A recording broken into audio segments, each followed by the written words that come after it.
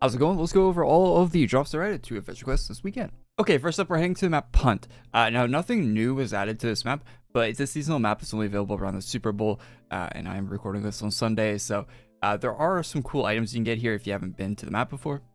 Like this cheerleader armor, for example, is gender-locked female. You might like that or dislike it. Female art only, and it drops off the skeleton guy here, the undead defender. There's also a badge you can get from punting Twilly if you walk up to him.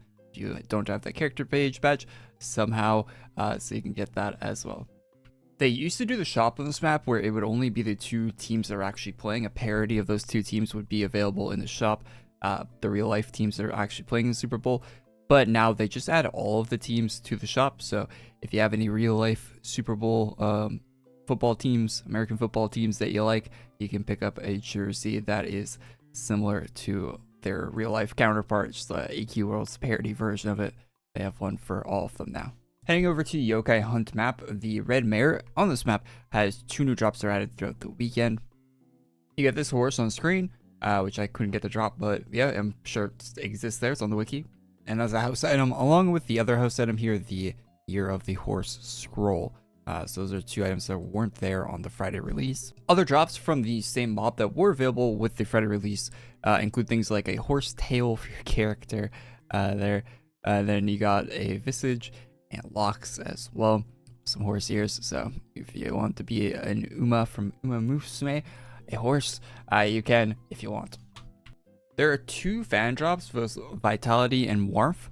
I only got Vitality to drop, but there's a second one. There's seasonal rarities, so no reason to go out of your way to get them. I imagine the Warmth one is probably orange or red, so there you go.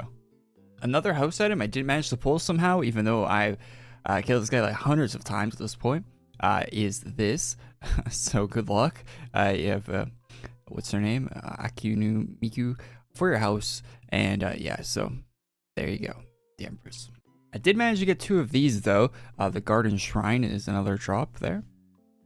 The Prosperous Horse Year banner is another drop you can get, along with the Stepping to Great Heights banner. So that is all of the drops from the Red Mare here, including a few that I didn't even get the drop, even after quite a few hours of farming. Well, not hours, but probably an hour and a half, 2 hours of farming, something like that. So I don't quite remember if you have to finish the quest line to open up the shop or not. Don't think you do, but here's what the shop looks like if you haven't seen it real quick. There's nothing really in it that is like that crazy. It's just like drop stuff.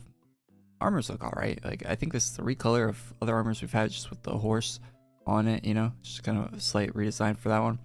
Armor's new with the horse head on it, and that one is new as well, but there you go. If you head over to Shadow Realm, there was a new item added to the shop here from Seal, so merge shop, and the Hollow Hail was the new item added. It costs 2,500k vouchers and 3,000 hollow souls, which I don't think is that a lot. That's probably a lot of hollow souls, isn't it?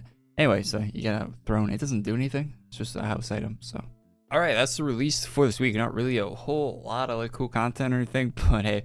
I'll be back next week with a Friday 13th Valentine's Day event, so tune back in for that. Check out last week's drops if you haven't seen them. Check out the news video from yesterday as well, and I'll see you next one. Peace.